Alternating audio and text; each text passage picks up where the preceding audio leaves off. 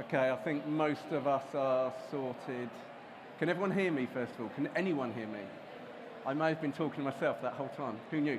Right, good morning, everyone. Thank you for coming along. Was it the cheery title that made you think, I'm going to go and watch this one? A little bit of death.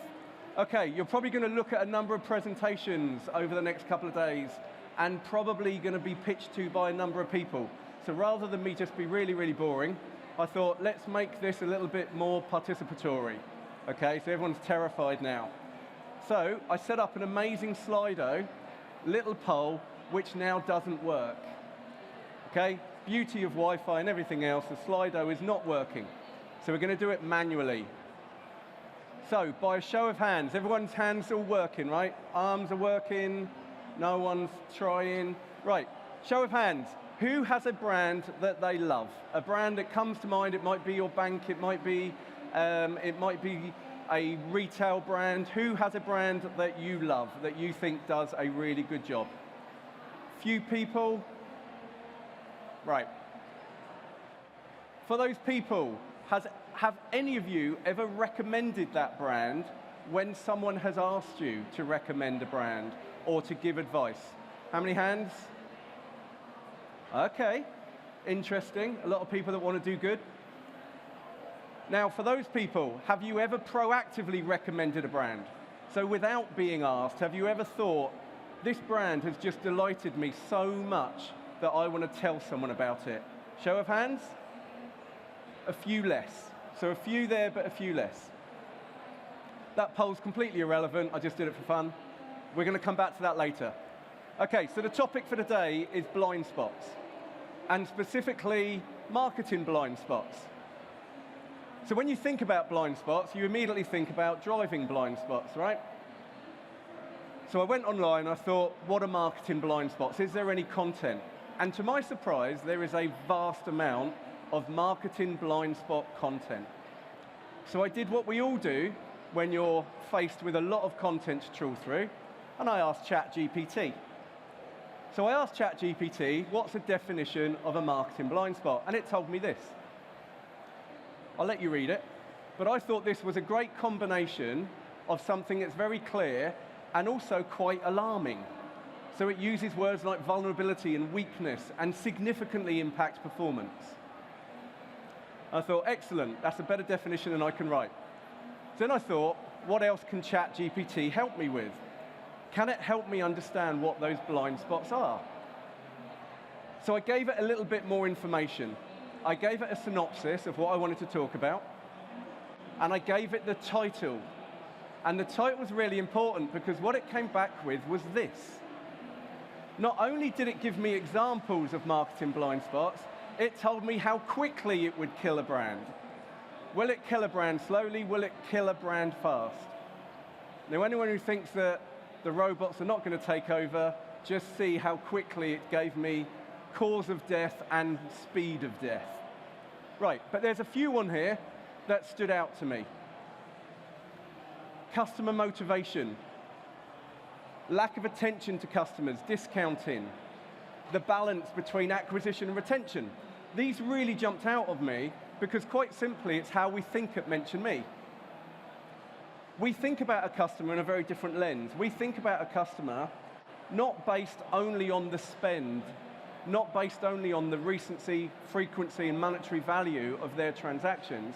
We think about a customer based on the wider value that they can add, because people are quite social creatures. There's a few people from my company here today that are thinking Darren definitely isn't one of those. But we are social creatures. We like to ask people for help when we're trying to solve one of our own needs or trying to solve a problem. We like to give advice. The poll showed us that. Few people putting their hands up. Recommending companies. We like to help our family members, our friends, perhaps our colleagues, based on our own experiences. And some of those experiences will be really good, and some of them will be less good.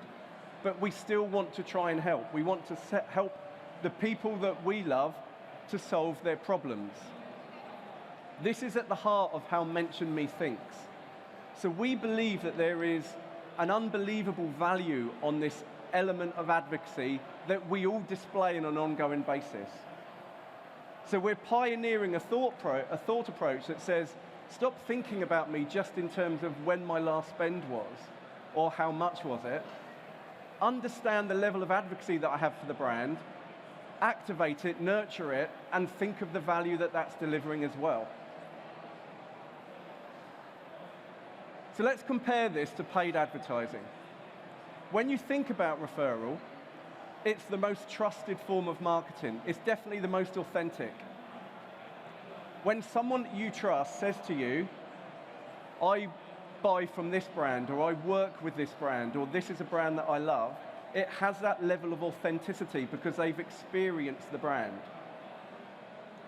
When you get that level of authenticity, we're all as human beings predisposed to trusting that brand a lot more. And there are some amazing economic impacts of that. Paid advertising has no authenticity typically. It doesn't carry the trust. It's about filling in the top of the funnel based on a race to the bottom CPA approach. And when you think about those little blind spots that can kill, and you think about customer motivation, and you think about the balance between acquisition and retention, you start to see the flaws in this. When you're focusing only on that race to the bottom CPA, you end up with another problem. So there's loads of data out there about repeat rates and the difference between the cost of acquiring a new customer versus retaining one. I think Forrester say it's 5x. This is our data. What you're looking at here is the repeat rate on a per industry basis for our clients that we work with for the customers that were not acquired through referral. So customers that are predominantly acquired through paid. And these repeat rates are ballpark 1 in 5. There's a few outliers. You'll always get a few outliers. So the point of this is map this when you think about the marketing spend, when you think about the marketing effort. For all of that effort and spend, 80% of your customers are not buying again. That is not a model for sustainable growth. We're going to map that to the actual economic value then of referral and the economic value of advocacy because it's very, very different. So we look at the value of what we do in two ways. We look at it on the left here as acquiring high quality customers, the key word being high quality customers. We see common behaviors all of the time relating to things like average order value. Come back to that psychological predisposition of trust. Customers spend more on that first purchase when they've been referred. At an organic level, they're more likely to then tell someone else about the brand. 4 times more likely. On the right-hand side, when we think about that ongoing value, we see that the repeat purchase rate is often 2 times. Excuse me, I was trying not to cough.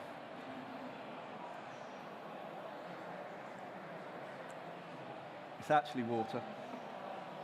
We see that that maps to a customer lifetime value that's often 3 times higher for customers that are involved in a referral program than customers that are not. And then when you map that average order value, it keeps mapping across the lifetime of the customer, so nearly 15% higher order value. So the economic value in terms of your operational metrics are huge, but there's a different value to this as well. In financial services, there's a theory called compound effect. It's basically when we pay interest to a bank or when we have an investment, that interest is reinvested somewhere else and that generates more money. When you're acquiring someone through paid, there is no compound effect. You have paid for that acquisition. When you bring someone in through referral, you're investing in their advocacy. So you end up with charts that look like this. On the left-hand side, someone that is not advocating, they're not referring, they don't have a likelihood to refer. And their value is literally the value of that purchase. Whereas on the right-hand side, they're telling people. And the people that they tell more people. And year upon year, that compounds into a value much higher than the original cost per acquisition or the original value of the sale. Here's an example. 2 companies. Everyone know these brands? Expedia, Airbnb. We've looked at operational metrics like repeat purchase and average order value, but these metrics go much higher up, right up to the boardroom. So this first chart, what this is looking at is literally web traffic that comes organically. 70% for Airbnb is organic, 40% for Expedia.